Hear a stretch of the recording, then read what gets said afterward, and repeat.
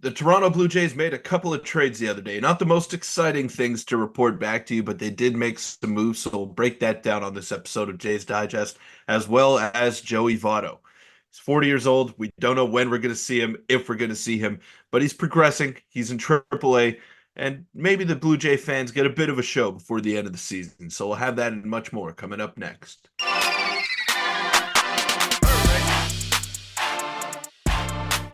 What's up, Jays fans? I'm your host, Peter Vryonis, alongside host Nick Gosse. And the Toronto Blue Jays made a couple of moves. They're not groundbreaking moves by any means, but still something to report back to you guys. And I find it weird that they could still make some trades past the deadline. Is that a real deadline, or is it some makeshift date that is just spoken about around Major League Baseball? Whatever. I digress.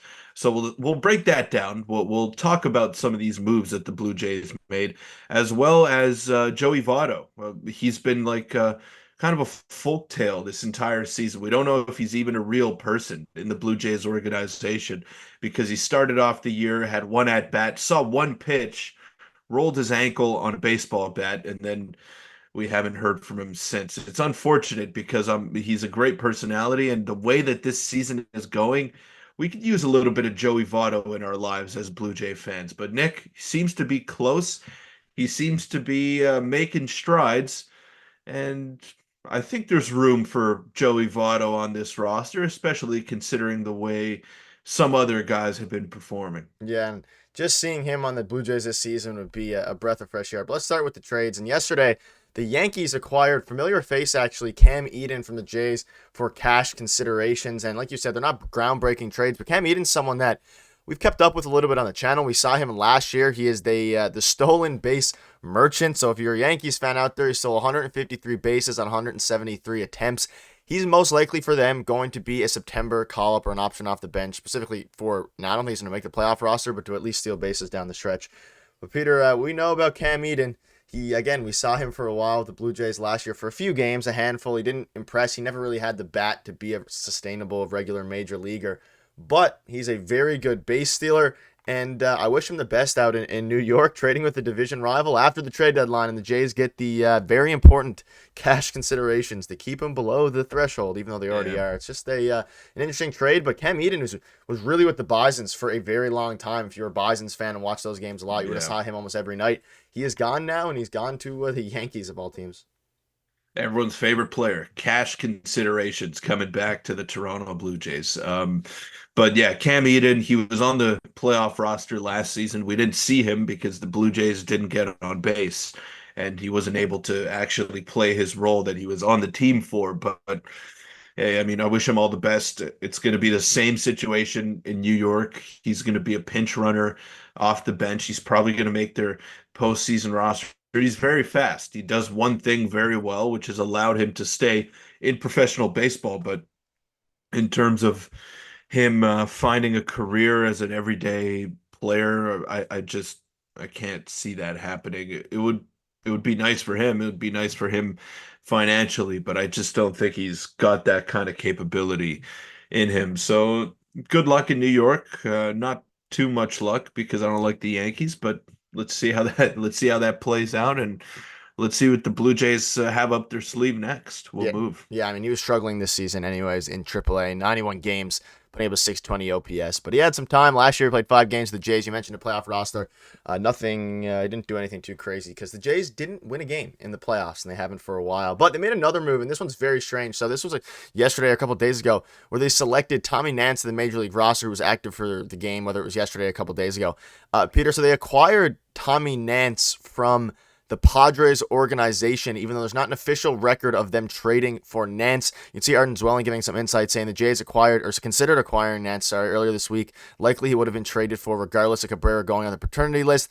Nance's curveball grades out well. Club likes a slider. Mattingly has familiarity with him in the organization. So a very rare trade with no record of it, but they did acquire him from the Padres, and this guy's slightly more interesting. Like, he played 35 games for the Miami Marlins last year, or 2 years ago, the Cubs a year before that in 2021. So he has some MLB experience. At this point, it's probably just depth for, I guess, AAA or the majors when things like this happen with Genesis Cabrera. But I don't know. It was strange. We didn't even know he was on the team, and the next thing you know, he got he got announced to the major league roster. Yeah, So he has some MLB experience, at yeah, least a bit of a veteran guy. yeah. I don't understand. I still don't get it. It just doesn't make sense to me how you can make. I guess the minor league trade deadline is later or something like that. I don't know. It's weird, but whatever. We'll take it. A move is a move, and Tommy Nance. Maybe alongside P. Walker. I mean, I haven't even seen him pitch. I don't know what kind of stuff he has. So yeah, his curveball. They like his slider. Maybe Pete Walker could work with him, and he could be a bullpen piece for them next year. A high four ZRA is not too bad in 35 games. So I guess there's some potential there. I don't know. I'm not going to get excited Nope. over it, but who knows? Who knows? We'll wait and see on the Tommy Nance front. 31 years, 33 years old probably right now. So Yeah, it's been a while since he's pitched in the major leagues actually. couple So years. yeah, I mean, let's. Okay, nice, Tommy Nance. Here we Jays go. are making moves. It's transactions at the time of the year. This one I wanted to talk about this one because of how weird it just was. We didn't even know he was on the team, and then he randomly gets selected. And not only did he just get selected, he Yeah. was activated by the major league roster before anybody even knew he was on the team. So they must have done some under the table plane rides, private jet rides, just get him to Toronto before it was even announced with Major League Baseball. But we'll see. Maybe he'll make an impact at some point. I've seen crazier things. The Jays tend to do that. They acquire random guys and then they use them either for the better or for worse. Well, let us know what your thoughts are on those trades down below. It's something, even though I thought the trade deadline was over. I think it has to do with maybe you can't trade player for player because this is all cash considerations. Maybe it's something like that. But let's touch on Joey Votto now for a little bit. And you can see this here when Joey Votto signed a minor league deal with the aim of extending his career with his hometown team back. He didn't imagine that 5 months later he'd still be trying to lock down his swing, his timing, and his stamina in the minor leagues. We might have a full video about Joey Votto over the coming days, depending how close he is to his return. We've seen John Schneider come out and say some things about his return, saying that to make room for him. But he's doing okay in AAA. He's not doing great, to be honest. He has like a 620 OPS or something like that with the Bisons, but he's slowly starting to get his swing back. He's obviously was dealing with a lingering issue with his ankle or whatever it ended up being earlier on in the season.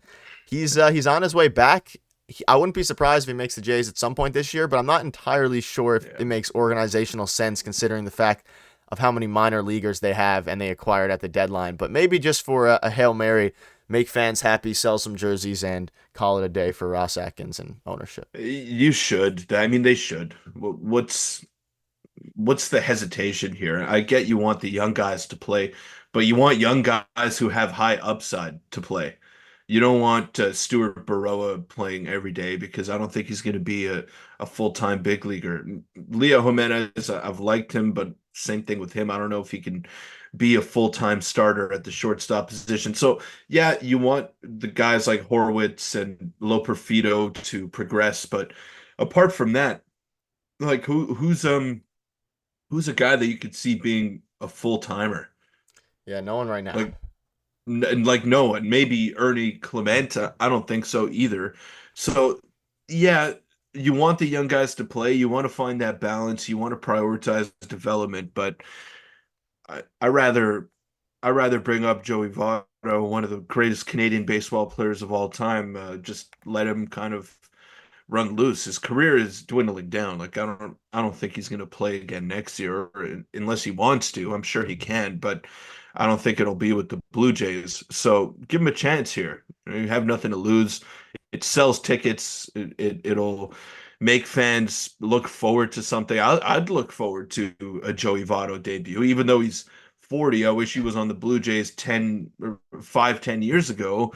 That would have been a lot better. But yeah, I would still look forward to seeing him because of fiery personality and a very likable guy. So yeah, I would do it. I don't see the hesitation here. And if we're talking about playing time for guys that I don't see being full-time big leaguers, I definitely think that Votto should get his look then. Yeah, also the Jays playoff race is back on. They've won 3 of their last 4, so they bring Oh him up yeah. for some extra extra power. But yeah, jokes aside, I don't know. At least the Jays they're fun to watch now. We have the Vladimir Guerrero Jr. thing, and you mentioned Ernie Clement. He's playing himself into maybe even an everyday role next season if they get that opportunity. Depending, I'm still not convinced he's an everyday player necessarily, but I think he can be a very I don't interesting. think so. I think he could outplay a spot from David Schneider, even though they don't play necessarily the same position. I think roster spot wise, I could see him taking over from that. But any final thoughts on this before we wrap up? It's we're in the dog days of August here for Blue Jays baseball. I like Ernie Clement. I like what he's done as a player for the Blue Jays, but if he's an everyday guy for you, I think you're in trouble. I think only Low Perfido, Vladdy, Kirk, and Horwitz are everyday guys And Low right now. Perfido And struggled. Varsho. And Varsho. Yes, he has He'll struggled. be fine. He has, but you want to see what you have in him. So for the rest of the season, I think let Ernie play the rest of the season as well. Like, don't get me wrong, he's better than whatever options they have on their bench right now. But I think for next season, the Blue Jays really need to try to go all in on all those positions. Like, you have a few starters that are on your roster right now and reliable, but I think you can do better than an Ernie Clement starting every single day. He's a good player. I want to keep him on the Blue Jays, don't get me wrong, but I just don't know if he's an everyday guy. I'm not sold on him as an everyday guy, especially not at third base. Yeah, let us know in the comments down below on that, and as well as the mysterious trades that are happening in August, as they're very interesting. But that'll wrap it up. Thank you guys for watching. We'll see you soon.